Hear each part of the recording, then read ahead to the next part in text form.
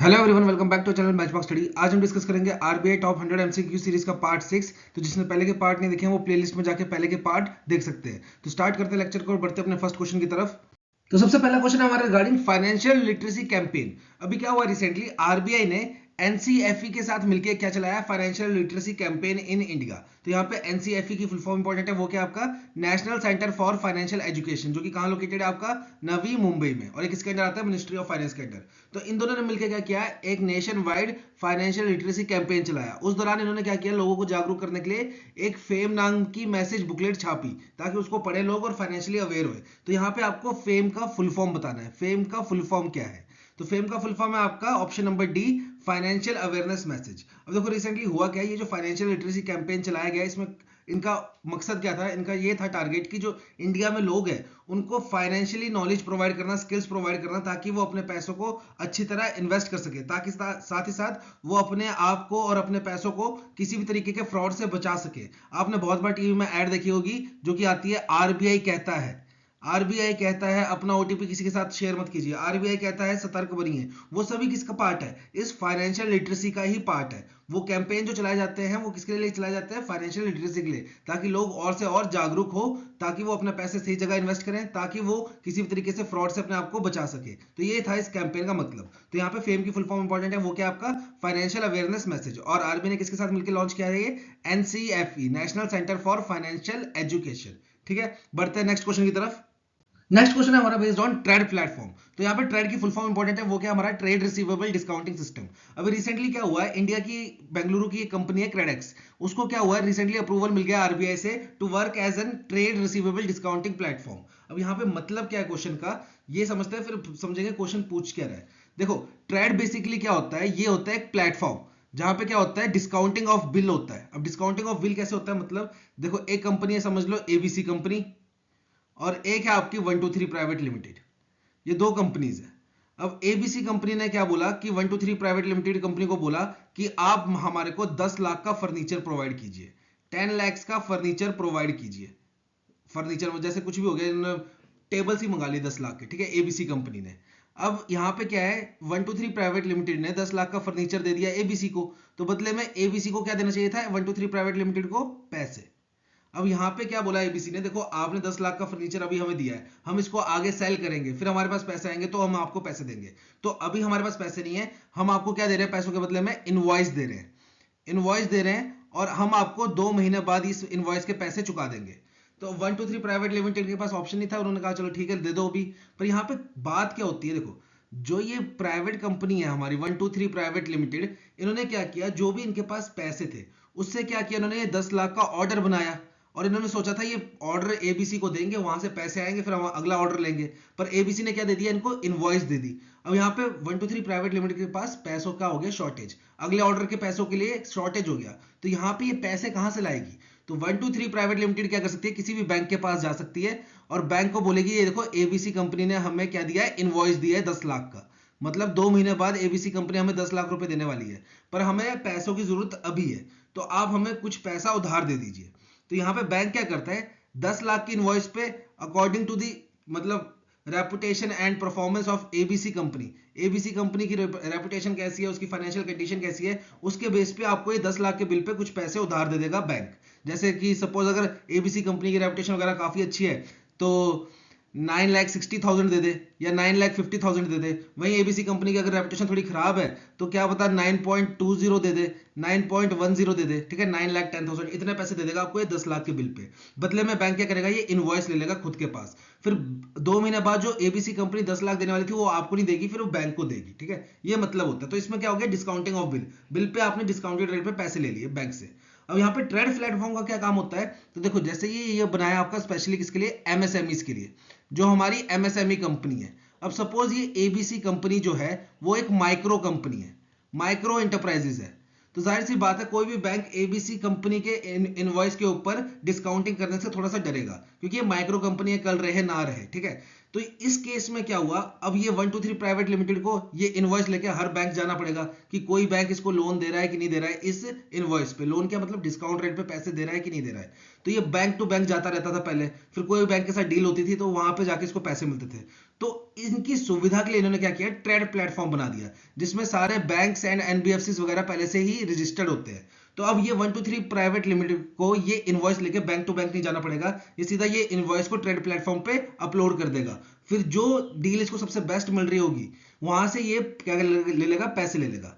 तो यहाँ पे क्या है, ट्रेड प्लेटफॉर्म है, बैंक और एनबीएफसी तो पहले से रजिस्टर है। यहाँ पे कंपनी भी रजिस्टर करती है अपने आप को, कोई अगर बड़ी बड़ी कंपनियां होती हैं वो भी अपने आप को रजिस्टर करती है कि भाई हम भी क्या करेंगे, आपके बिल पे आपको पैसे उधार देंगे, आपके बिल पे आपको पैसे देंगे। वो बड़ी बड़ी कंपनियां भी अपने आप को ट्रेड प्लेटफॉर्म पर रजिस्टर करती है। तो यहाँ पे क्वेश्चन क्या पूछा गया है कि अगर मेरी एक कंपनी है और मैं चाहता हूं मैं अपने आप को ट्रेड प्लेटफॉर्म पर रजिस्टर करूं ताकि मैं भी किसी का बिल लूं और उसको पैसे दूं, मैं भी किसी से बिल लूं और उसको पैसे दूं। अब इसमें फायदा क्या होगा, जैसे 10 लाख का बिल था, बैंक ने पैसे कितने दिए, 9 लाख 9.5 लाख दिया या 9,60,000 दिया, और बदले में वो कंपनी से कितना लेगा, 10 लाख। तो इनको देखो 40 लाख 40,000 50,000 का सीधा ही प्रॉफिट हो रहा है। तो इसलिए क्या होता है, बड़ी बड़ी कंपनीज भी चाहती है कि हम भी ट्रेड प्लेटफॉर्म पर जाएं ताकि हम भी आराम से पैसा कमा सके। तो यहाँ पे क्वेश्चन ये पूछा गया आपसे कि अगर एक कंपनी को अपने आप को ट्रेड प्लेटफॉर्म पर रजिस्टर करना है ताकि वो भी ऑपरेट कर सके as a trade receivable discounting system, तो उस कंपनी की मिनिमम नेटवर्थ कितनी होनी चाहिए, मिनिमम पेड अप कैपिटल कितनी होनी चाहिए। तो यहाँ पे राइट आंसर है आपका ऑप्शन नंबर सी, 25 करोड़। और वही अगर टर्नओवर पूछ लिया जाए उस कंपनी का टर्नओवर कितना होना चाहिए, तो टर्नओवर कितना होना चाहिए, 25 को 10 से मल्टीप्लाई कर दो, 250 करोड़, 250 करोड़। यहाँ पे एक स्टडी का क्वेश्चन बन सकता है, ट्रेड प्लेटफॉर्म लॉन्च कब हुआ था आपका, तो ये हुआ था आपका ईयर 2018 में लॉन्च। और ट्रेड प्लेटफॉर्म के अंडर सबसे पहली कंपनी कौन सी थी जिसको ये लाइसेंस मिला था आपका ट्रेड रिसीवेबल डिस्काउंटिंग सिस्टम का, तो वो थी आपकी RXIL, receivable exchange of India, ठीक है, जो कि आपका किसके साथ बनाया गया है, सिडबी के साथ मिलकर बनाया गया है, ठीक है। तो ये चीज भी आप याद कर लेना साथ में। बढ़ते हैं नेक्स्ट क्वेश्चन की तरफ। नेक्स्ट क्वेश्चन है हमारा बेस्ड ऑन ARCs। ARCs क्या है, आपकी एसेट रिकंस्ट्रक्शन कंपनी। तो यहाँ पे आरबीआई ने क्या बोला है, एसेट रिकंस्ट्रक्शन कंपनी को क्या बनाना पड़ेगा, एक AIC क्या है आपका, इंडिपेंडेंट एडवाइजरी कमेटी, और इस कमेटी से अप्रूवल लेनी पड़ेगी अगर वो कोई लोन जो है वो सेटल कर रहे हैं बोरोवर के साथ। पर यहाँ पे हमें बताना है कितने अमाउंट के लोन के लिए अप्रूवल लेनी पड़ेगी। तो ये क्वेश्चन है, मैं समझाता हूं इसको क्या बात हुई है। देखो, जो हमारा बैंक है वो क्या करता है, कस्टमर को देता है लोन, कस्टमर को लोन देता है, पर बदले में कस्टमर से क्या लेता है, कोलेट्रल, कुछ चीज गिरवी रखवाता है, उसको क्या बोलते हैं हम, कोलेट्रल। अब यहाँ पे क्या होगा, कल को अगर कस्टमर लोन नहीं देता है बैंक का, तो बैंक के पास दो ऑप्शन है क्या, या तो वो इस कोलेट्रल को खुद ऑक्शन कर दे और पैसे रिकवर कर ले, या फिर ये जो बैंक है ये कोलेट्रल किसी और से ऑक्शन करवाए और पैसे रिकवर कर ले। तो यहाँ पे क्या होता है, यहाँ पे काम आता है ARC का। देखो, अगर बाय चांस कल को ये कस्टमर जो है NPA हो गया, ये कस्टमर हमारा हो गया NPA, तो यहाँ पे बैंक क्या करेगा, या तो फिर ये कोलेट्रल को खुद ऑक्शन कर दे, या तो फिर बैंक क्या करता है, ये NPA लोन को किसी ARC को दे देगा, ARC को ट्रांसफर कर देगा, एसेट रिकंस्ट्रक्शन कंपनी को। अब यहाँ पे देखो होता क्या, जैसे समझ लो ये जो लोन है जो NPA हुआ, समझ लो 10 करोड़ का है, 10 करोड़ का लोन NPA हो गया, तो बैंक ARC बोलेगी देखो आपका 10 करोड़ का लोन है, NPA हो गया है, आपको इससे पैसे आ नहीं रहे हैं और हमारे लिए भी थोड़ी दिक्कत है इतनी बड़ी कोलेट्रल को डिस्चार्ज करना, ठीक है, इतनी बड़ी कोलेट्रल को बेचना।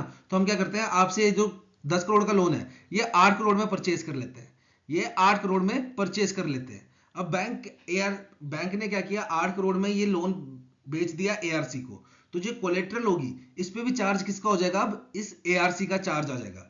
अब ये ARC के ऊपर है इस कोलेट्रल को कितने में बेचती है और पैसे कैसे रिकवर करती है। बैंक का लेन देन ही हट गया इस कस्टमर के साथ, ठीक है, इस लोन के साथ और इस कस्टमर के साथ बैंक का कोई लेना देना नहीं रहा। अब बैंक ने सारा का सारा लोन ट्रांसफर कर दिया ARC को 8 करोड़ में, और सारी की सारी कोलेट्रल भी ट्रांसफर कर दी किसको, ARC को। अब ये ARC के ऊपर है, या तो वो कस्टमर के साथ टाई अप करके इसको सेटल कर ले, या तो फिर इसकी कोलेट्रल बेच दे, ठीक है। तो दो चीजें हैं, या तो ARC इस कस्टमर के साथ टाई अप कर ले, ठीक है, और बातचीत करके कुछ बीच का हल निकाल ले, या तो फिर ARC जो है वो इस कस्टमर की कोलेट्रल जो है उसको बेच दे। तो यहाँ पे क्या बोला है आरबीआई ने, अगर ये जो ARC है ये कस्टमर के साथ कॉम्प्रोमाइज कर रही है, ठीक है, कस्टमर के साथ सेटलमेंट कर रही है, वन टाइम सेटलमेंट कर रही है, और अगर इस कस्टमर का लोन अमाउंट जो है, लोन अमाउंट पेंडिंग है, वो अबव 1 करोड़ है, अबव 1 करोड़ है, तो ARC को क्या करना पड़ेगा, एक इंडिपेंडेंट एडवाइजरी कमेटी बनाई होगी, उससे अप्रूवल लेना पड़ेगा। ये क्वेश्चन है। तो यहां पर राइट आंसर क्या होगा आपका, ऑप्शन नंबर सी, 1 करोड़। मतलब जब भी किसी ARC को कोई जो NPA लोन इन्होंने बैंक से परचेज किया है, अगर वो उस कस्टमर के साथ सेटलमेंट कर रही है, कॉम्प्रोमाइज कर रही है, सेटलमेंट कर रही है, वन टाइम सेटलमेंट कर रही है, और अगर वो जो NPA लोन है उसकी अमाउंट 1 करोड़ से अबव है, तो ARC को क्या करना पड़ेगा, इस इंडिपेंडेंट एडवाइजरी कमेटी से अप्रूवल लेना पड़ेगा। वहीं अगर उसकी जो अमाउंट है, जो NPA अमाउंट है, पेंडिंग अमाउंट है, वो 1 करोड़ या उससे कम की है, तो कोई भी एक सीनियर ऑफिशियल इसको अप्रूवल दे सकता है। कोई भी senior official independent advisory committee के पास जाने की जरूरत नहीं है। कोई भी एक सीनियर ऑफिशियल इस कॉम्प्रोमाइज को, इस सेटलमेंट को अप्रूवल दे सकता है अगर लोन अमाउंट जो है वो 1 करोड़ या उससे कम का है। पर अगर 1 करोड़ या उससे ज्यादा का है तो आपको ये इंडिपेंडेंट एडवाइजरी कमेटी की क्या लेनी पड़ेगी, अप्रूवल लेनी पड़ेगी, एआरसीज को। तो ये है आपका क्वेश्चन, ठीक है। बढ़ते हैं नेक्स्ट स्लाइड की तरफ। नेक्स्ट क्वेश्चन है हमारा बेस्ड ऑन राइट इश्यूज। अब यहां पे क्या किया है सेबी ने, जो राइट इशू के कंप्लीट करने की टाइमलाइन थी उसको रिड्यूस कर दिया है। पहले ये टाइमलाइन होती थी आपकी 126 डेज की, पहले टाइमलाइन होती थी आपकी 126 डेज की, अब इसको घटा दिया है। और कितना कर दिया है, तो यहां पे राइट आंसर है आपका ऑप्शन नंबर डी, 23 डेज। अब ये क्वेश्चन क्या बना, राइट इशू क्या होता है, इसको मैं थोड़ा डीप में तो नहीं समझा पाऊंगा क्योंकि टाइम कम है, तो ब्रीफली समझाता हूं। अगर आपने डीप में समझना है तो मैं फिर से बोलूंगा, आपने कुछ नहीं करना है, लाइव सेक्शन में जाना है चैनल के, वहां पे आपको कैपिटल मार्केट के ऊपर पूरी वीडियो मिल जाएगी आपको। वहां पे हमने डीप में डिस्कस किया है इश्यूज क्या कैसे होते हैं, राइट इश्यूज, आईपीओ क्या होता है, वहां पे आपको डीप में मिल जाएगा। फिर भी मैं थोड़ा सा ब्रीफ में समझाऊंगा क्योंकि अगला क्वेश्चन भी आपका इसी के ऊपर डिपेंड है। जो आपका राइट इशू होता है, ऑफर फॉर सेल होता है, ठीक है, फ्रेश इश्यूज होता है, उसके ऊपर ही अगला क्वेश्चन डिपेंड है। और ये क्वेश्चन भी आपका राइट इशू के ऊपर डिपेंड है। तो एक आपको सिंपलर एक्सप्लेनेशन मिल जाए और एक आपकी अंडरस्टैंडिंग बन जाए दोनों क्वेश्चन की, इसलिए मैं हल्का सा समझाना चाहूंगा यहाँ पे। तो देखो, एक कंपनी क्या करती है, पैसे उधार लेने के लिए क्या करती है, आईपीओ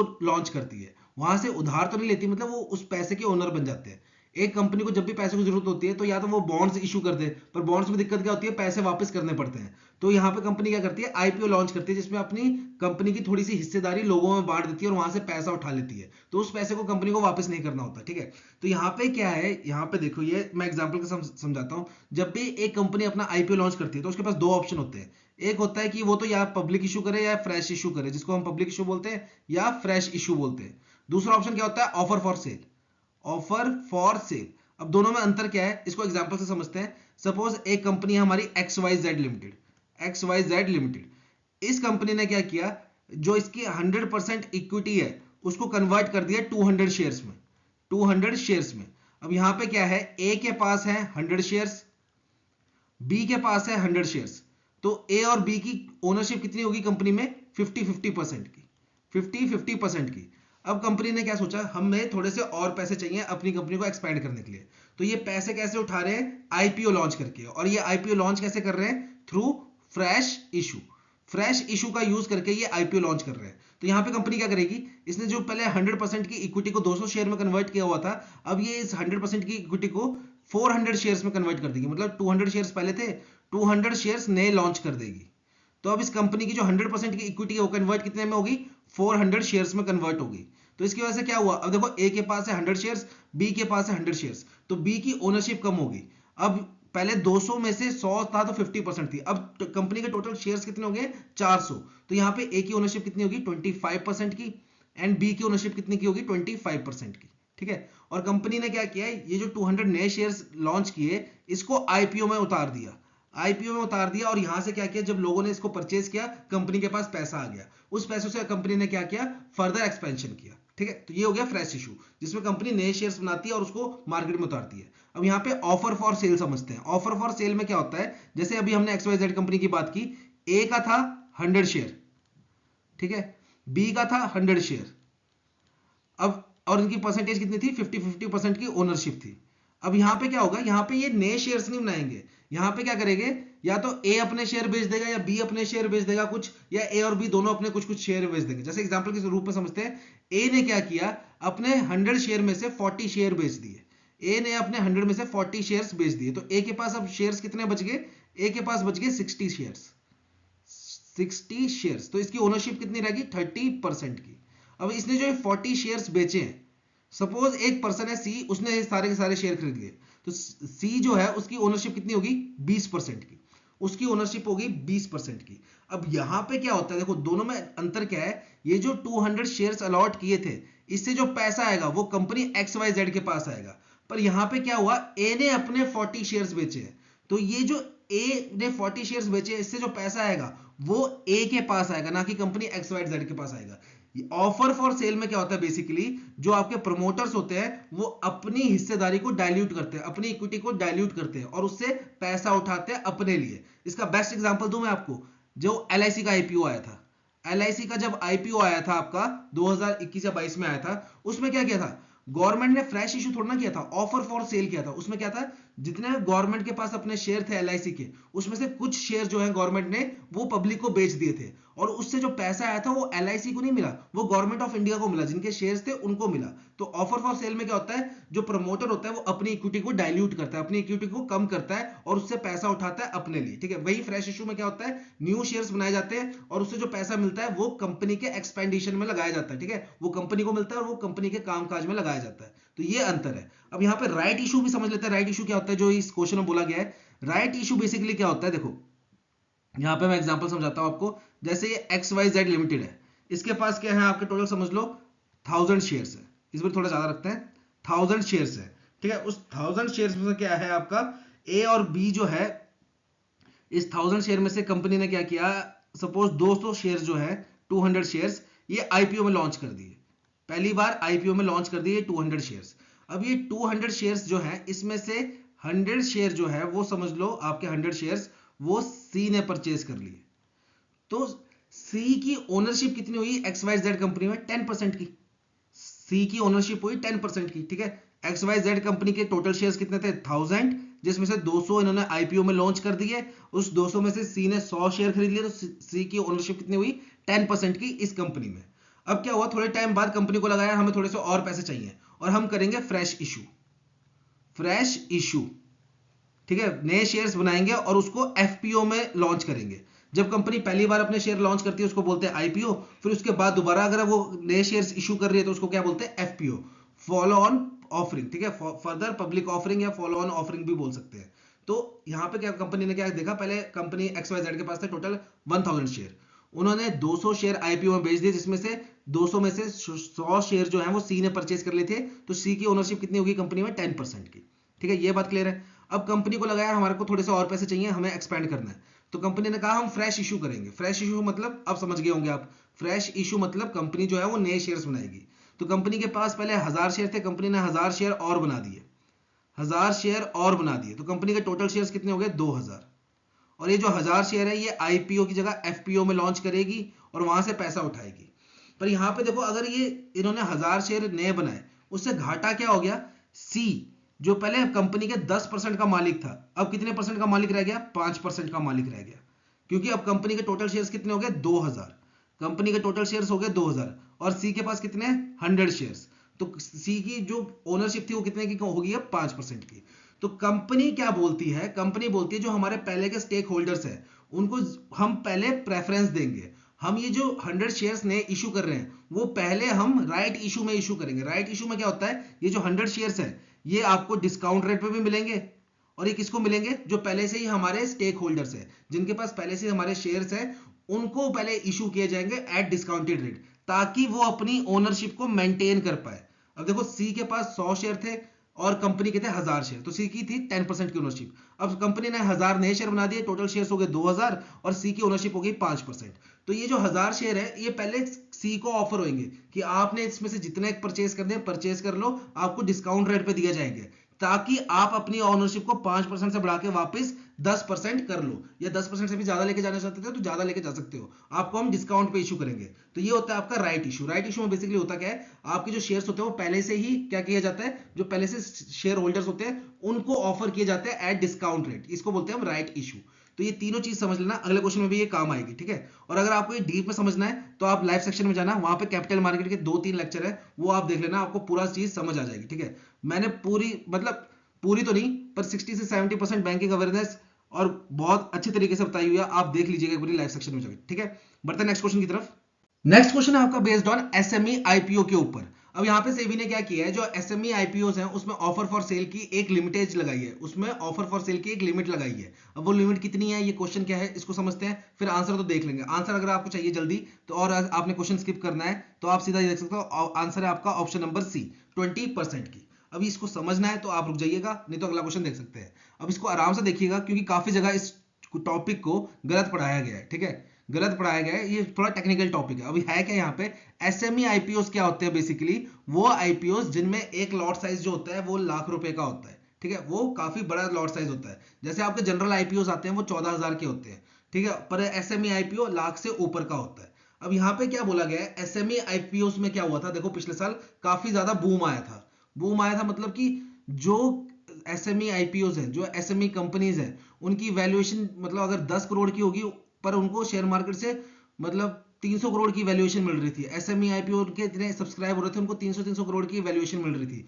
जो कि गलत है। जितनी उनकी औकात नहीं है उससे ज्यादा पैसा मिल रहा था। तो यहाँ पे क्या था, काफी ज्यादा मिसमैच हो रहा था आपकी फ्रीक्वेंसी में, ठीक है, फाइनेंशियल फ्रीक्वेंसी में काफी ज्यादा मिसमैच हो रहा था। तो यहाँ पे सेबी ने उसको ठीक करने के लिए, स्ट्रीमलाइन करने के लिए एसएमई आईपीओ में थोड़ी सी कंडीशन लगा दी है। अब वो क्या है वो समझते हैं। देखो ये सबसे ज्यादा जो चौंकाने वाली खबर आई थी वो पिछले साल की आई थी। एक आपका बाइक का शोरूम था, ठीक है, बाइक का शोरूम था और उसके शायद 2 या 3 आउटलेट थे। उन्होंने अपना एसएमई आईपीओ लॉन्च किया और उनका एसएमई आईपीओ लगभग लगभग पता नहीं कितना 500 या 600 गुना सब्सक्राइब हो गया था। मतलब अगर उन्होंने 100 शेयर उतारे हैं आईपीओ के रूप में, तो इसका 500 टाइम्स लोगों ने सब्सक्राइब किया था, 500 टाइम्स लोगों ने बोली लगाई थी इन 100 शेयर्स के ऊपर। तो इतना ज्यादा वो हाइप बन गई थी उस एसएमई आईपीओ की। और बेसिकली वो था क्या, सिर्फ और सिर्फ बाइक का शोरूम था, जो आपके बाइक्स के शोरूम नहीं होते वैसा था वो, और उसकी 2 या 3 ब्रांचेस थी। तो इसलिए काफी ज्यादा मिसमैच हो रहा था इनकी फ्रीक्वेंसी के ऊपर। इसलिए एसएमई आईपीओ में क्या किया, एक लिमिटेज लगाई ताकि इनको थोड़ा प्रॉपरली स्क्रूटिनाइज किया जाए। अब यहाँ पे क्या है, देखो ऑफर फॉर सेल तो हम पिछली स्लाइड में समझ के आए। ऑफर फॉर सेल क्या था आपका, बेसिकली जिसमें प्रोमोटर्स जो हैं कंपनी के, वो अपने हिस्सेदारी बेचते हैं, ठीक है। तो ऑफर फॉर सेल हम समझ आ गया। अब यहाँ पे क्या बोला है सेबी ने, कि जो हमारे एसएमई आईपीओ हैं, इसको एग्जांपल से समझाता हूं। अगर वो समझ लो एक एसएमई आईपीओ है, पहले हम वो कंपनी की बात करते हैं। जैसे हमने पिछले कंपनी क्या पढ़ी थी, XYZ लिमिटेड, XYZ लिमिटेड पढ़ी थी, जिसमें ए के पास कितना शेयर था, 100 का, बी के पास कितना शेयर था, 100 का, ठीक है। ए के पास कितना शेयर था, 100 का, बी के पास कितना शेयर था, 100 का। अब यहां पे क्या बोला है, अगर कोई एसएमई आईपीओ है, ठीक है, वो अगर आईपीओ ला रहा है, उसमें शेयर्स इशू कर रहा है, तो ऑफर फॉर सेल्स उसमें से कितना परसेंट हो पाएगा, सिर्फ और सिर्फ 20%। मतलब जैसे एक ये XYZ लिमिटेड थी, इन्होंने एसएमई आईपीओ लाया 400 शेयर का, 400 शेयर्स का आईपीओ लाया। तो इसमें से 400 शेयर में से जो प्रोमोटर हैं ऑफर फॉर सेल कितना कर पाएंगे, मतलब अपनी हिस्सेदारी कितनी बेच पाएंगे, ओनली 20% की, ओनली 20% की। मतलब 400 शेयर में से 20% कितना हुआ, 80। मतलब वो सिर्फ 80 शेयर्स जो हैं अपने बेच पाएंगे। ए और बी जो हैं वो मिलके अपने इन 100 मतलब 200 शेयर में से 80 शेयर्स जो हैं वो बेच पाएंगे। ये मतलब है इसका, ठीक है। तो काफी जगह गलत ही बता दिया, कुछ और ही बता दिया है, ठीक है। तो इसको समझना आराम से। अगर कोई एसएमई आईपीओ है, वो अपना आईपीओ लेकर आ रहा है, तो जो उसका आईपीओ का लॉट साइज होगा, जिसमें वो जितने टोटल शेयर्स इशू कर रहा है, उसमें से ऑफर फॉर सेल कितने होंगे, सिर्फ और सिर्फ 20%। मतलब जितने भी आईपीओ आ रहे हैं, जितना भी एसएमई का आईपीओ आ रहा है, उसमें समझ लो अगर 1000 शेयर्स इशू कर रहा है, ये आईपीओ में कर रहा है 1000 शेयर इशू, तो इसमें से सिर्फ और सिर्फ मैक्सिमम 20%, यानी कि 200 शेयर्स जो है वो प्रमोटर अपने बेच पाएगा। बाकी 800 शेयर जो है वो फ्रेश इशू करने पड़ेंगे। वैसे अगर मैं इस एग्जांपल की बात करूं जिसमें हम बात कर रहे थे, इस एग्जांपल की, इसमें क्या था, XYZ लिमिटेड थी, ए का शेयर था 100 का, बी का शेयर था 100 का। एसएमई आईपीओ लॉन्च किया इन्होंने 400 शेयर का, तो इस 400 में से 20% यानी कि 80 शेयर ए एंड बी जो है अपने 200 शेयर में से सिर्फ 80 शेयर जो है वो बेच पाएंगे। बाकी उनको 320 शेयर जो है वो क्या करना पड़ेगा, फ्रेश इशू करना पड़ेगा। अब fresh issue offer for sale इसलिए मैंने आपको पिछली स्लाइड में डीप में समझा दिया था, ठीक है। और ज्यादा अच्छे से समझना है तो आप लाइव सेक्शन में जाके कैपिटल मार्केट की वीडियो देख लेना, पेपर के बाद ही देख लेना, आगे आपको काम आएगी, ठीक है। तो ये हो गया आपका 80-320, ठीक है। तो यानी कि अगर कोई भी एसएमई जो है वो अपना आईपीओ लेकर आ रहा है, उसमें ऑफर फॉर सेल कितना होगा, मैक्सिमम 20% का। ये चीज याद रखना, ठीक है। मैक्सिमम ऑफर फॉर सेल कितना होगा आपका, 20% का। तो ये तो हो गया आपका ऑफर फॉर सेल पूरे प्रमोटर्स की बात, मतलब यहां पे मैं ए और बी की कंबाइंड बात कर रहा हूं। पर अगर मैं इंडिविजुअल की बात करूं तो उसका क्या क्राइटेरिया है। अब देखो जैसे मैंने यहां पे क्या किया, 400 शेयर लाए, उसका 20% यानी कि 80 शेयर, यानी कि ए एंड बी जो है वो मिलके कितना शेयर बेच सकते हैं अपने, 80। अपने 200 शेयर में से ए एंड बी मिलके कितना शेयर बेच सकते हैं, 80 शेयर बेच सकते हैं। अब यहां पे इंडिविजुअल के लिए भी लिमिट लगाई है। अब देखो ये 80 शेयर कैसे कैसे बेच सकते हैं, 80 शेयर्स जो है वो कैसे कैसे बेच सकते हैं। या तो ए जो है वो 50 शेयर्स बेच दे अपने, और बी जो है वो अपने 30 शेयर्स बेच दे। या फिर ए जो है अपने 60 शेयर्स बेच दे, बी अपने 20 शेयर्स बेच दे, ठीक है। या फिर बी जो है वो अपने 70 शेयर्स बेच दे, ए जो है वो अपने 10 शेयर्स बेच दे, या दोनों 40-40 बेच दे, ठीक है, या दोनों, मतलब ऐसे आपको कुछ भी नंबर ऑफ प्रोबेबिलिटी बनती है। पर यहाँ पे वैलिड प्रोबेबिलिटी कौन कौन सी होंगी वो देखते हैं हम। वैलिड होएगा आपका ये 50-30 वाला, ये 40-40 वाला, ठीक है। ये 60-20 वाला वैलिड नहीं रहेगा, ये 10 और 70 वाला वैलिड नहीं रहेगा। क्यों? क्योंकि यहां पे बोला है जो आपका ऑफर फॉर सेल है वो तो मैक्सिमम 20% का होगा, पर अगर हम इंडिविजुअल की बात करें तो वो अपना ऑफर फॉर सेल कितना कर सकते हैं? मैक्सिमम 50%, मैक्सिमम 50%, ठीक है। अगर हम टोटल प्रोमोटर्स की बात करें तो वो 20, जितना भी आईपीओ का साइज आया उसका 20% ऑफर फॉर सेल कर सकते हैं। पर अगर हम इंडिविजुअल की बात करें, इंडिविजुअल प्रोमोटर की बात करें, तो वो अपने टोटल शेयर में से only maximum 50% offer for sale कर सकते हैं, ठीक है। जैसे कि हम यहाँ पे क्या कहता था, टोटल आईपीओ आ रहा था आपका 400 शेयर का, इसमें से 20% यानी कि 80 शेयर्स जो है वो जो प्रोमोटर्स हैं अपने बेच सकते हैं सारे मिला के।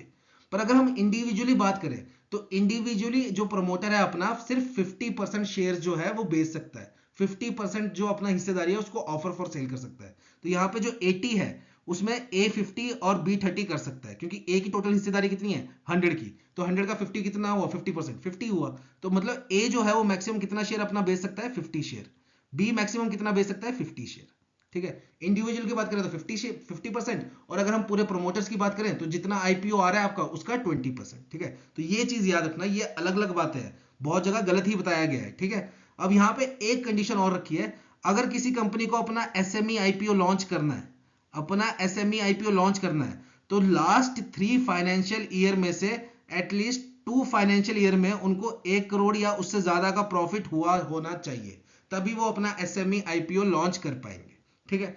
फिर यहाँ पे एक बात और बोली गई है, एक बात क्या बोली है, एक होता है आपका minimum promoter contribution, minimum promoter contribution मतलब सेबी की रिक्वायरमेंट्स है कि अगर आप आईपीओ लॉन्च कर रहे हो तो आपकी कंपनी में मिनिमम कुछ हिस्सेदारी रहनी ही चाहिए। ऐसा ना हो अपनी सारी हिस्सेदारी बेच के आप कंपनी की लायबिलिटी से मुक्त हो जाओ, मतलब आपने कंपनी बनाई उसकी सारी हिस्सेदारी अपनी बेच दी आईपीओ में वगैरह में, और क्या हो गया कंपनी से फारिग हो गए, ठीक है। फिर कंपनी लॉस में जा रही है तो जो इन्वेस्टर्स का नुकसान हो रहा है आपको कोई मतलब नहीं है, आपने अपना पैसा लिया और चले गए, ऐसा नहीं होना चाहिए। तो इसलिए सेबी ने क्या बोला हुआ है कि जो प्रमोटर्स होंगे उनको मिनिमम प्रमोटर कंट्रीब्यूशन रखना ही पड़ेगा, और ये मैक्सिमम टाइम कितना होता है 20% का, मैक्सिमम टाइम 20% का होता है कि एक कंपनी है उसमें प्रमोटर्स की हिस्सेदारी एटलीस्ट 20% होनी ही चाहिए।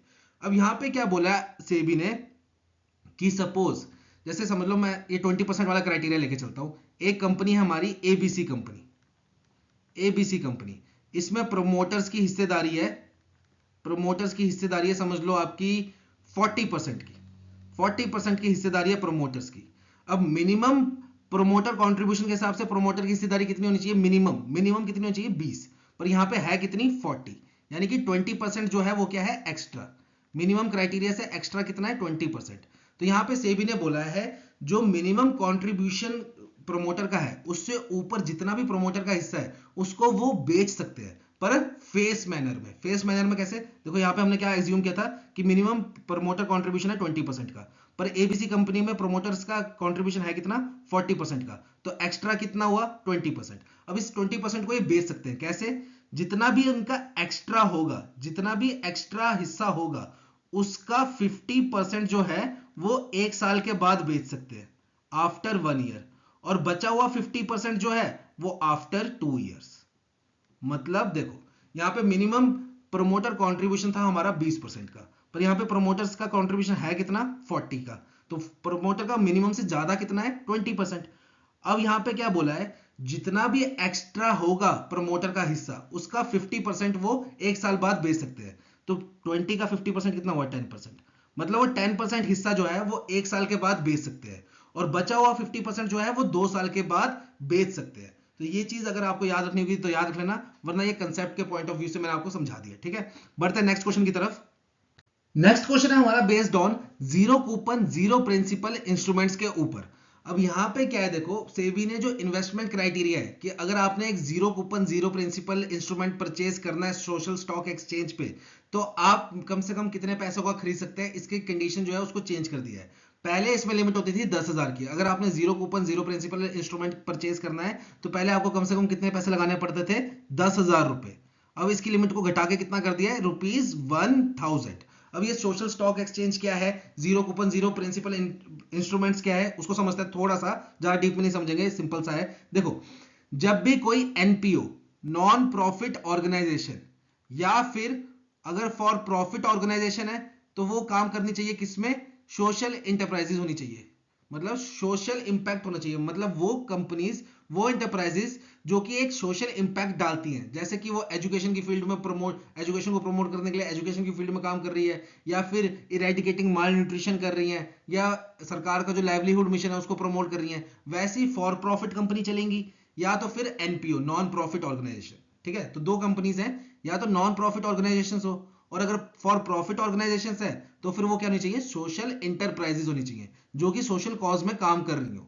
वो कंपनी क्या करती है, डोनेशन ले सकती है, वो कंपनी डोनेशंस ले सकती है लोगों से, ऐसी कंपनीज क्या कर सकती है, डोनेशन ले सकती है लोगों से। और ये डोनेशन कैसे लेंगी, by issuing zero coupon zero principal, क्या कहते हैं आपका, इंस्ट्रूमेंट।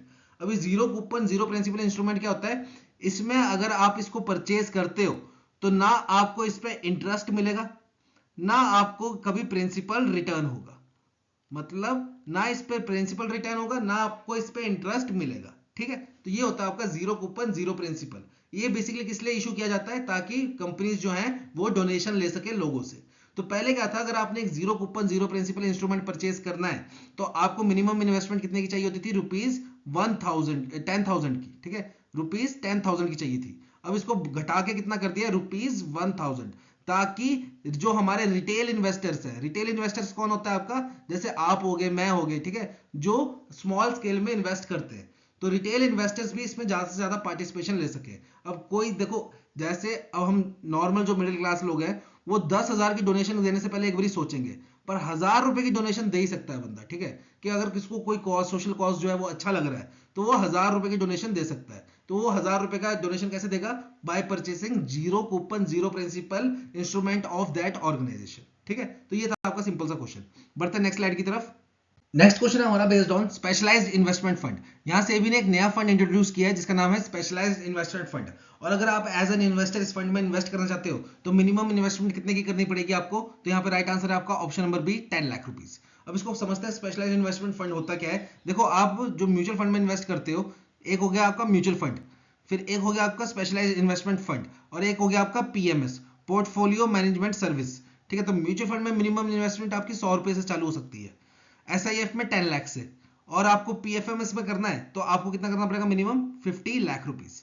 अब यहाँ पे देखो होता कैसे, म्यूचुअल फंड में मैं इन्वेस्ट कर रहा हूँ तो मेरे पास दो ऑप्शन होते हैं, या मैं मंथली इन्वेस्ट करता रहूँ या फिर मैं लमसम अमाउंट इन्वेस्ट कर दूँ। जैसे अगर मेरे को समझ लो मैं सैलरी पर्सन हूँ तो मैं चाहूँ तो हर महीने 500, 1000, 1500 की हर महीने एसआईपी लगा सकता हूँ, सिस्टमेटिकली इन्वेस्टमेंट प्लान। या मैं लमसम अमाउंट, जैसे मेरे पास समझ लो कहीं से फंड आया या कहीं से एरियर आया तो मैं लमसम अमाउंट जैसे 1 लाख, 2 लाख, 5 लाख लमसम अमाउंट भी डाल सकता हूँ म्यूचुअल फंड में। पर म्यूचुअल फंड में क्या ड्रॉबैक होता है, जैसे कि समझ लो मैं एसआईपी लगा रहा हूँ, और मैंने सेलेक्ट किया ऑटोमोबाइल सेक्टर। मैंने जो फंड सेलेक्ट किया म्यूचुअल फंड में वो ऑटोमोबाइल सेक्टर का फंड था। अब इसमें क्या होगा, ऑटोमोबाइल सेक्टर में जो मेरा एसआईपी है समझ लो ₹1,000 की, हर मंथ मेरे अकाउंट से ₹1,000 जाएंगे इस ऑटोमोबाइल सेक्टर फंड में। अब इस ऑटोमोबाइल सेक्टर वाले फंड वाला मैनेजर जो होगा ये क्या करेगा, ऐसी जैसे मैं ₹1,000 ट्रांसफर कर रहा हूँ वैसे बहुत सारे लोग होंगे जो इस ऑटोमोबाइल सेक्टर में पैसे डाल रहे होंगे, तो सबका पैसा इकट्ठा करेगा और इस ऑटोमोबाइल सेक्टर के अंदर वेरियस कंपनीज के शेयर्स परचेज करेगा और लॉन्ग टर्म तक रखेगा इनको, और जब कंपनी की ग्रोथ होती रहेगी तो हमारा पैसा भी ग्रो होता रहेगा। अब यहाँ पे ऑटोमोबाइल सेक्टर में जैसे कंपनीज होगी आपकी टाटा, फिर आपकी होगी महिंद्रा, फिर आपकी होगी मारुति सुजुकी, फिर होगी आपकी क्या कहते हैं हुंडई होगी, ठीक है, फिर ऐसे एशर होगी, ऐसे बहुत सारी कंपनीज है आपकी ऑटोमोबाइल सेक्टर में। अब यहाँ पे क्या है, मैं सिर्फ सेक्टर सेलेक्ट कर रहा हूँ ऑटोमोबाइल सेक्टर। अब जो मेरा ₹1,000 गया उसमें से कितना टाटा मोटर्स में जाएगा, कितना महिंद्रा में जाएगा, कितना मारुति में जाएगा, वो मेरे हाथ में नहीं है, वो फंड मैनेजर के हाथ में है। तो ये होता है आपका म्यूचुअल फंड। इसमें आप सेक्टर सेलेक्ट करते हो या फिर आप कोई फंड सेलेक्ट करते हो, उसके अंदर वो किस किस कंपनी में इन्वेस्ट कर रहे हैं उसकी परसेंटेज को आप छेड़छाड़ नहीं कर सकते, वो फंड मैनेजर के ऊपर बेस्ड होता है। वही अगर मैं पीएमएस की बात करूं, पोर्टफोलियो मैनेजमेंट सर्विस, इसमें आपको डेडिकेटेड फंड मैनेजर मिलता है, उससे आप बातचीत कर सकते हो और मोर फ्लेक्सिबिलिटी मिलती है आपको इन्वेस्टमेंट में। इसमें क्या है, जैसे मैं ऑटोमोबाइल का एग्जांपल लिया था मैंने, ऑटोमोबाइल वाला, इसमें क्या है, आपने अगर ये ऑटोमोबाइल सेक्टर में इन्वेस्ट किया है और आप चाहते हो कि जो मेरी इन्वेस्टमेंट है उसमें टाटा मोटर्स को 30% जाए, तो आप ये कर सकते हो बाय डीलिंग विद आपके फंड मैनेजर। तो इसमें ये फ्लेक्सिबिलिटी मिलती है आपको कि आप जैसे कोई फंड चूज कर रहे हो वो तो कोई बात नहीं, उसके अंदर कौन सी कंपनी में कितना इन्वेस्ट करना है वो भी आप चूज कर सकते हो। ये फैसिलिटी मिलती है आपको आपको किसके अंडर, पोर्टफोलियो मैनेजमेंट सर्विस के अंदर। पर इसमें मिनिमम रिक्वायरमेंट कितनी थी, मिनिमम इन्वेस्टमेंट रिक्वायरमेंट थी 50 लाख की। तो यहाँ पे सेबी ने सोचा कि यार एक तो देखो म्यूचुअल फंड है फिर सीधा 50 लाख, तो बीच वाले लोगों के लिए भी कुछ निकालना चाहिए। तो उसमें क्या निकाला उन्होंने, स्पेशलाइज्ड इन्वेस्टमेंट फंड, और इसमें मिनिमम इन्वेस्टमेंट कितनी की होगी, 10 लाख रुपीज की। तो इसमें भी आपको फ्लेक्सिबिलिटी मिलेगी। साथ ही साथ इसमें जो आपके फंड मैनेजर है उसका वो क्या कर सकते हैं, डेरिवेटिव्स का यूज कर सकते हैं, डेरिवेटिव्स का यूज कर सकते हैं फॉर योर प्रॉफिट, मतलब शॉर्ट सेलिंग कर सकते हैं, शॉर्ट सेलिंग कर सकते हैं आप in SIF, system specialised investment fund. अब ये शॉर्ट सेलिंग क्या होता है बेसिकली, सपोज आपको लग रहा है आने वाले टाइम में मार्केट जो है वो गिरेगी। देखो ये सब कुछ आपको कैपिटल मार्केट की वीडियो मिल जाएगा लाइव सेक्शन में जाके, पेपर खत्म हो जाए उसके बाद उनको आराम से देख लेना। आपको फिर मेरे को ये बार बार चीजें समझाने की जरूरत नहीं पड़ेगी और आपका भी लेक्चर छोटा बनेगा, ठीक है। तो शॉर्ट सेलिंग होता क्या बेसिकली, सपोज आपको लग रहा है इन फ्यूचर मार्केट जो है वो गिरने वाली है, तो आप क्या करोगे, जैसे समझ लो मंडे की बात करता हूं, कल मंडे की बात करता हूं, कल मार्केट समझ लो गिरेगी, हम ये अनुमान लगा के चल रहे हैं, हमारी एनालिसिस ये बोल रही है कि कल मार्केट गिरने वाली है। और समझ लो जैसे कि एक कंपनी है ABC लिमिटेड, इसका शेयर प्राइस जब फ्राइडे को बंद हुई है, इसका शेयर प्राइस था समझ लो 100 रुपए, और मेरा अनुमान यह है कि मंडे को ये गिर के पहुंच जाएगा कितना, 80 रुपए पे, ये गिर के पहुंच जाएगा 80 रुपए पे। तो यहां पे मैं क्या करूंगा, शॉर्ट सेलिंग कर दूंगा। शॉर्ट सेलिंग में क्या होता है, मंडे को जैसे मार्केट खुलेगी मैं सेल कर दूंगा, शॉर्ट सेलिंग कर दूंगा। अब उसमें क्या होगा, मैं पहले ही क्या कर दूंगा, ये ABC कंपनी के कुछ शेयर बेच दूंगा। समझ लो मैंने 100 शेयर ABC कंपनी के बेच दिए, तो 100 इंटू 100 कितना हो गया आपका, 10,000, मतलब 10,000 रुपीज मेरे को क्या करना पड़ गया, मेरे को क्रेडिट हो गया क्योंकि मैंने शेयर बेचे हैं, तो 10,000 रुपीज मेरे को मिल गए। अब देखो मैंने 100 शेयर्स सेल कर दिए सुबह, तो शाम को मेरे को परचेज भी करने पड़ेंगे तभी मेरा बैलेंस आउट होएगा, और शाम को कीमत से सही में ABC कंपनी की 80 रुपीज होगी। तो शाम को जब मैंने 100 शेयर्स परचेज किए 80 के भाव से, तो मेरे कितने पैसे लगे, 8,000 रुपए। तो यहाँ पे क्या हुआ, मेरे को 2,000 का प्रॉफिट हो गया। ये होता है आपका शॉर्ट सेलिंग, ठीक है। जो हिंडनबर्ग की रिपोर्ट आई थी जब अडानी पोर्ट्स के ऊपर, अडानी इंटरप्राइजेस के ऊपर, उसमें भी क्या मोटिव था बेसिकली, शॉर्ट सेलिंग का, कि रिपोर्ट आई उनके शेयर्स गिरेंगे, हम सुबह ही बेच देंगे, शाम को सस्ते में खरीद लेंगे और हमारा प्रॉफिट हो जाएगा। तो शॉर्ट सेलिंग के लिए वो हिंडनबर्ग की रिपोर्ट आई थी और वो अडानी के शेयर प्राइस जो है वो गिर गए थे, ठीक है। तो ये था हमारा स्पेशलाइज्ड इन्वेस्टमेंट फंड।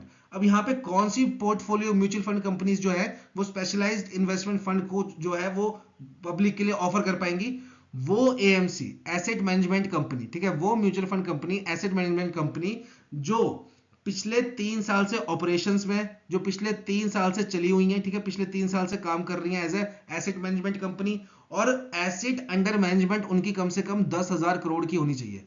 मतलब वो लोगों का 10,000 करोड़ का पैसा जो है उसको इन्वेस्ट कर रही है, उसको मैनेज कर रही है, और वो कंपनी 3 साल से चल रही है, वही कंपनी ऑफर कर पाएगी SIF। और फिर इनको क्या करना पड़ेगा, ऐसी कंपनी को एक CIO भी क्या करना पड़ेगा, एलोकेट करना पड़ेगा, एक करना पड़ेगा CIO। CIO क्या होता है आपका, chief investment officer, chief investment officer. ये क्या करेगा, ये फंड मैनेज करेगा आपका, ठीक है, ये आपका फंड मैनेज करेगा। तो चीफ इन्वेस्टमेंट ऑफिसर के लिए क्या क्राइटेरिया है कि इसको कम से कम 10 साल का एक्सपीरियंस होना चाहिए, 10 इयर्स का एक्सपीरियंस होना चाहिए, और साथ ही साथ इसने जो एसेट अंडर मैनेजमेंट कर रखा होगा, एसेट जो मैनेज कर रखी होगी वो लगभग 5,000 करोड़ या उससे ज्यादा की होनी चाहिए, उससे कम की नहीं, ठीक है। तो ये था आपका स्पेशलाइज्ड इन्वेस्टमेंट फंड। बढ़ते नेक्स्ट क्वेश्चन की तरफ। नेक्स्ट क्वेश्चन है हमारा बेस्ड ऑन सिक्योरिटी रिसीट्स।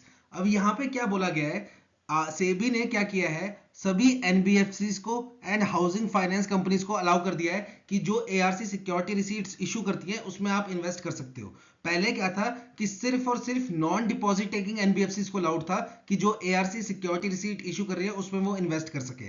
तो यहाँ पे क्वेश्चन ये है कि नॉन डिपॉजिट टेकिंग NBFCs उनकी मिनिमम एसेट साइज कितनी होनी चाहिए थी पहले, जो कि ARCs के सिक्योरिटी रिसीट में इन्वेस्ट कर सके। तो यहाँ पे राइट आंसर है ऑप्शन नंबर बी, 50 करोड़।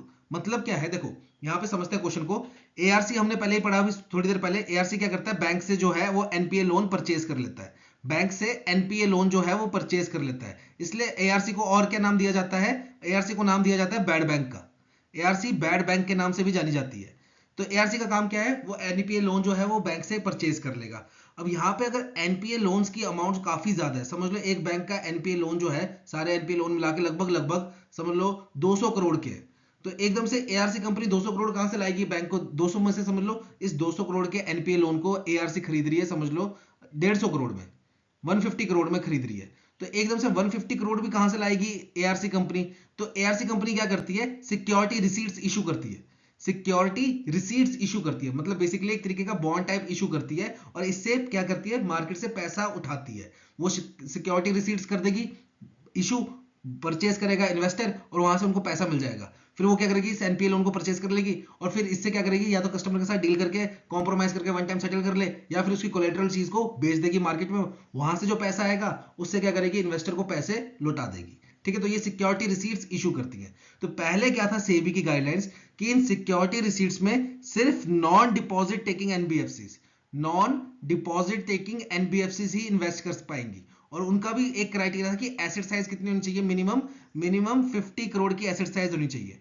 वो deposit non deposit taking NBFC जिनकी एसेट साइज 50 करोड़ या उससे ऊपर की है, सिर्फ वही इन सिक्योरिटी रिसीट्स में इन्वेस्ट कर पाएंगे। पहले ये क्राइटेरिया था। अब क्या बोला है सेबी ने कि इन सिक्योरिटी रिसीट्स में सारी की सारी ऑल एनबीएफसीज, चाहे डिपॉजिट टेकिंग है या नॉन डिपॉजिट टेकिंग है, सारी की सारी एंड हाउसिंग फाइनेंस कंपनी ये भी इन्वेस्ट कर पाएंगे इन सिक्योरिटी रिसीट्स में, जो कि इशू किए जाते हैं एसेट रिकंस्ट्रक्शन कंपनी द्वारा। ठीक है, तो एक तो ये पिछली लिमिट भी पूछ सकता है कि पहले क्या क्राइटेरिया था।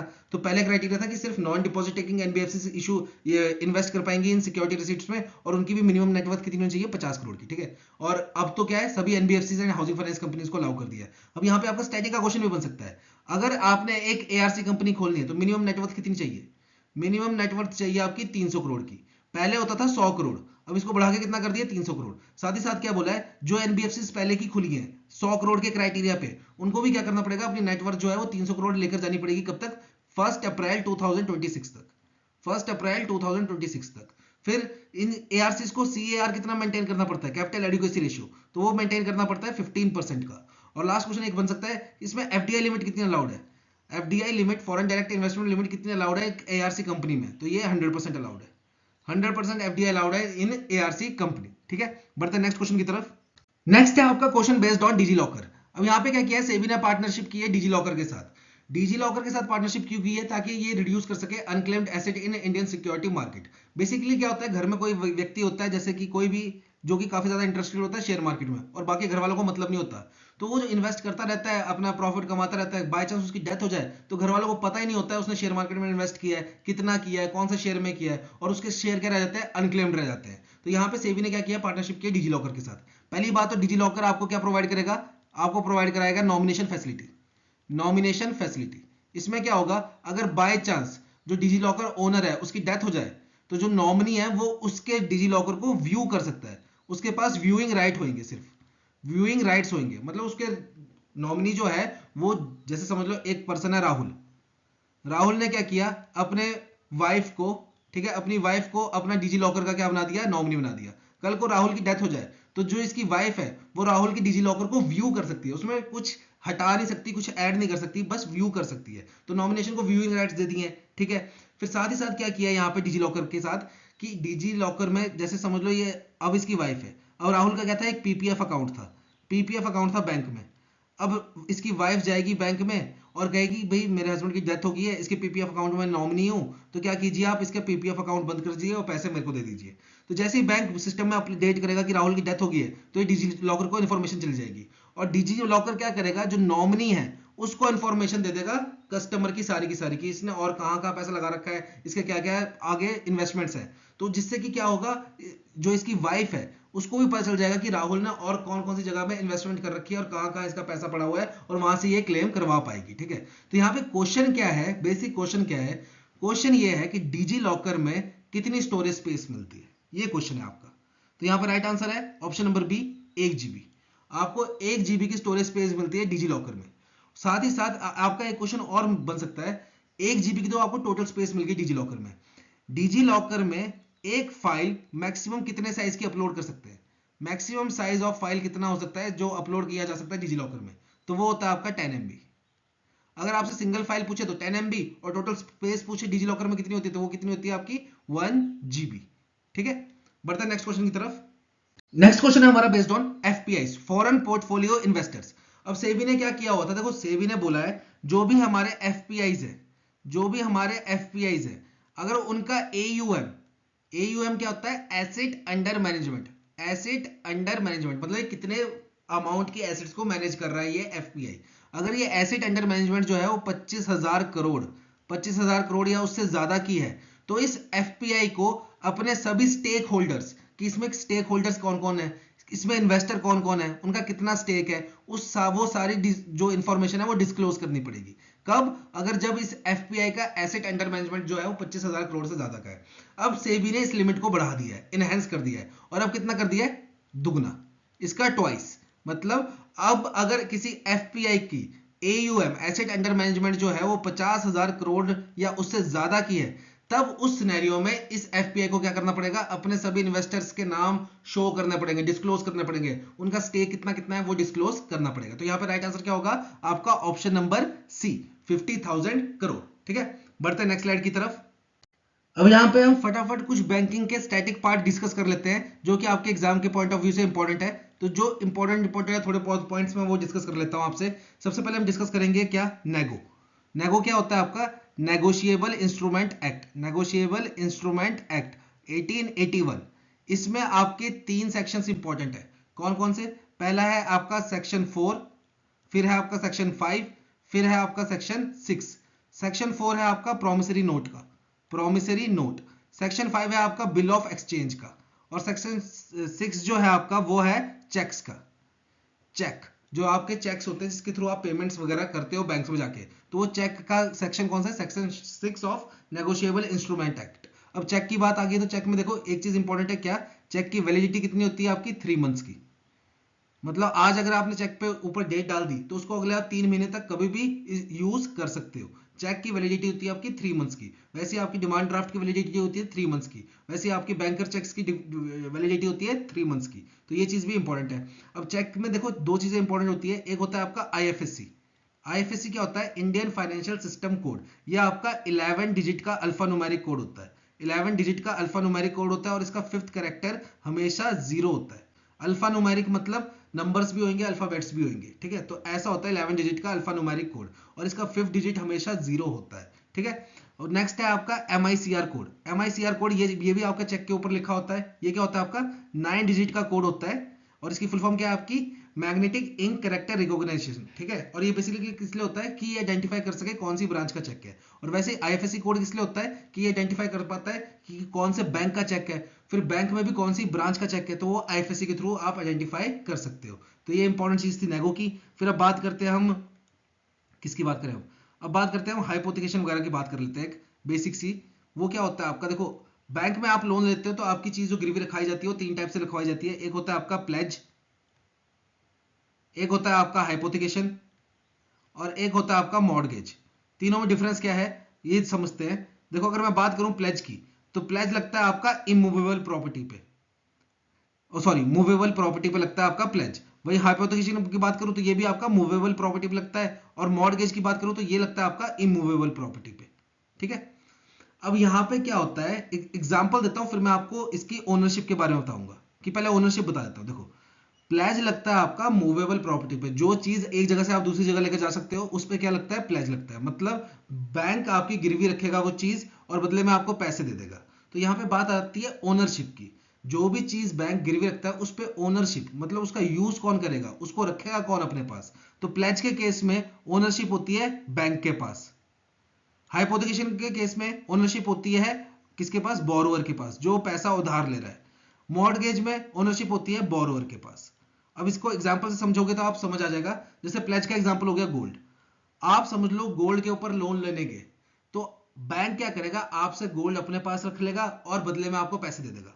तो यहाँ पे ओनरशिप किसकी हुई? बैंक की हुई। और ये क्या है? इमूवेबल प्रॉपर्टी, मतलब एक जगह से आप दूसरी जगह लेकर जा सकते हो गोल्ड को, तो ये क्या हुई? Movable property. वही हाइपोथिकेशन की बात करूं तो इसका एक बेस्ट एग्जांपल है कार लोन।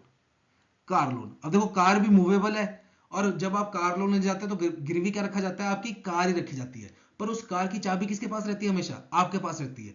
चलाता कौन है उस कार को? आप चलाते हो। यूज कौन करता है उस कार को? आप करते हो। ओनर कौन होता है उस कार का? आप होते हो। ठीक है, बैंक आपसे वो कार तभी लेगा जब आप लोन पे नहीं करोगे और आपका लोन NP हो जाएगा, वरना उससे पहले उसके ओनर आप ही रहोगे और आपके पास ही चाबी रहेगी। तो यहाँ पे पोजेशन किसके पास होता है? यहाँ पे ये है पोजेशन। पोजेशन किसके पास होता है? बोरोवर का होता है हाइपोथिकेशन के केस में। वैसे मॉर्गेज के केस में भी पोजेशन किसके पास होता है? बोरोवर के पास होता है। और इसका एग्जांपल क्या हो गया आपका? House loan. जैसे समझ लो मैंने चंडीगढ़ में एक फ्लैट लेना है, तो मैं बैंक के पास जाऊंगा कि भाई मेरे को जो है, मैं चंडीगढ़ में एक फ्लैट ले रहा हूं, मेरे को आप लोन दे दीजिए। तो बैंक क्या करेगा, जो मेरा फ्लैट है अब वो उसको उठा के तो एक जगह से दूसरी जगह लेके जा नहीं सकते, वो जिस बिल्डिंग में होगा उसी में रहेगा, तो वो मेरे फ्लैट को गिरवी रखेगा अपने पास, ठीक है, उसको बोलते हैं मॉर्गेज डीड। तो फ्लैट को गिरवी रखेगा अपने पास, पर फ्लैट में रहेगा कौन? मैं ही रहूंगा, ठीक है। फ्लैट को यूज कौन करेगा? मैं करूंगा।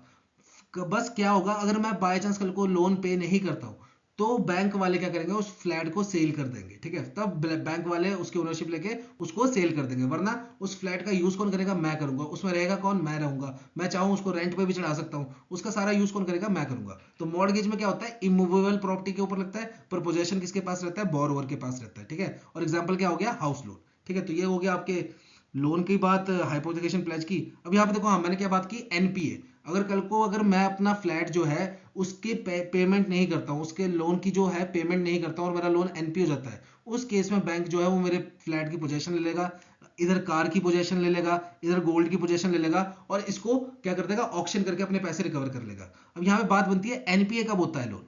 एनपीए होता है लोन अगर कोई लोन जो है उसकी जो पेमेंट है, ईएमआई पेमेंट है, प्रिंसिपल की पेमेंट है, इंटरेस्ट की पेमेंट है, 90 दिन से ज्यादा हो गया टाइम और मैंने कोई पेमेंट नहीं की है, तो मेरा लोन क्या हो जाएगा? एनपीए हो जाएगा। फिर एनपीए को रिकवर करने के बहुत सारे मेथड हैं, जैसे एआरसी है, सरफेसी है, बहुत सारे मेथड्स हैं। एक मेथड आपका डीआरटी भी है, ये इंपॉर्टेंट है आपका, डीआरटी, डेट रिकवरी ट्रिब्यूनल, ठीक है। इसके थ्रू भी आप लोन्स जो है, एनपीए लोन्स है, उसकी रिकवरी कर सकते हो। पर यहाँ पे क्वेश्चन ये है कि डीआरटी में कितने अमाउंट के लोन जो है एनपीए होते हैं उसकी रिकवरी होती है? तो मिनिमम 20 लाख और अबव, 20 लाख और अबव वो वाले लोन डीआरटी में जाते हैं, ठीक है। तो ये चीज इंपॉर्टेंट है। अब बात करते हैं, और क्या बात करें हम? अब बात करते हैं बेसल नॉर्म की, बात कर लेते हैं थोड़ी सी। बेसल नॉर्म्स में क्या होता है आपका? बेसल नॉर्म में बोला गया है बैंक को क्या मेंटेन करना पड़ेगा? सीआरएआर, कैपिटल एडिक्वेसी रेशियो, या capital to risk weighted ratio, ठीक है। जिसमें टीयर 1 कैपिटल कितनी होनी चाहिए? मिनिमम 7% की। टीयर 2 कैपिटल कितनी होनी चाहिए? मिनिमम 2% की। यहाँ पे एक चीज और याद रखना, कैपिटल कंजर्वेशन बफर भी होता है, वो कितना होता है? 2.5%। अब यहाँ पे एक क्वेश्चन पूछता हूँ इंटरेस्टिंग सा, टीयर 2 कैपिटल मैक्सिमम कितनी हो सकती है? टीयर 2 कैपिटल मैक्सिमम कितनी हो सकती है? ये तो मिनिमम बताया मैंने आपको, minimum minimum. Maximum tier 2 capital कितनी हो सकती है? तो ये हो सकती है आपकी 100% of tier 1 capital. 100% of tier 1 capital, मतलब टीयर 2 कैपिटल कभी भी टीयर 1 कैपिटल से ज्यादा नहीं हो सकती, या तो उससे कम रहेगी या उसके बराबर रहेगी, उससे ज्यादा कभी नहीं हो सकती, ठीक है। तो टीयर 2 कैपिटल मैक्सिमम कितनी हो सकती है? 100% ऑफ टीयर 1 कैपिटल। और सीआरएआर बैंक को मेंटेन कितना करना होता है? मिनिमम 9% का, ठीक है। फिर वो अलग अलग बैंक्स के लिए अलग अलग क्राइटेरिया हो जाता है, ठीक है, वो बात अलग है। जैसे डोमेस्टिकली सिस्टमेटिकली इंपॉर्टेंट बैंक उससे होंगे तो उनको थोड़ा और ज्यादा करना पड़ता है मेंटेन, ठीक है, तो वो अलग बात है, पर मिनिमम कितना है? 9%, ठीक है। अब बात करते हैं और क्या बात कर सकते हैं हम यहाँ पे? एक बैंकिंग ओम्बड्समैन की बात कर लेते हैं, ठीक है, लास्ट बैंकिंग ओम्बड्समैन की बात कर लेते हैं।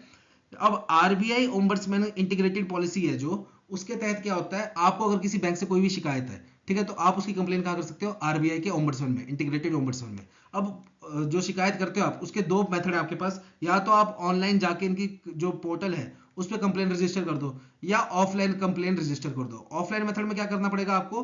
आपको चिट्ठी लिखनी पड़ेगी, ठीक है, लेटर लिखना पड़ेगा, उसमें आप अपनी पूरी प्रॉब्लम बताओ, बैंक के साथ क्या दिक्कत है, आपको जो बैंक के मैनेजर के साथ बात की तो आपको क्या सोल्यूशन मिला, आप उससे सेटिस्फाई नहीं हो, पूरी प्रॉब्लम लिख दो और उसको पोस्ट कर दो। पोस्ट कहाँ करना ये इंपॉर्टेंट है। तो देखो, आरबीआई की जो भी ऑफलाइन कंप्लेंट्स होती हैं वो सारी की सारी कहाँ मिलती है, कहाँ पोस्ट करनी पड़ती हैं? वो सारी कलेक्ट होती हैं आपकी सीआरपीसी में। सीआरपीसी, इसकी फुल फॉर्म क्या है आपकी? Centralise receipt and processing centre, जो कि कहाँ लोकेटेड है आपका? चंडीगढ़ में। तो ये चीज इंपॉर्टेंट है। जो भी आरबीआई की ऑफलाइन, आरबीआई को कोई भी अगर ऑफलाइन कंप्लेन कर रहा है, वो सारी की सारी कहाँ जाती है? आपकी सीआरपीसी में, ठीक है, centralise receipt and processing centre, जो कि कहाँ लोकेटेड है? चंडीगढ़ में। अब यहाँ पे क्या होता है, देखो आरबीआई जो है वो कंपनसेशन भी अलॉट करता है। आपको अगर कोई हरासमेंट हुई है और आपको के साथ कोई गलत हुआ है तो आपको कंपनसेशन भी अलॉट करता है, कितने की? Maximum up to 20 lakh. और मेंटल हेल्थ के लिए कंपनसेशन एडिशनल करता है 1 लाख की। 20 लाख की आपके केस के लिए अगर आपके साथ कुछ गलत हुआ है, और मेंटल हेल्थ के लिए आपको 1 लाख की एडिशनल कंपनसेशन अलॉट करता है आरबीआई, ठीक है। तो ये था आपका आज का लेक्चर। बहुत जल्द मिलेंगे आपको नए लेक्चर के साथ। Till then have a nice day.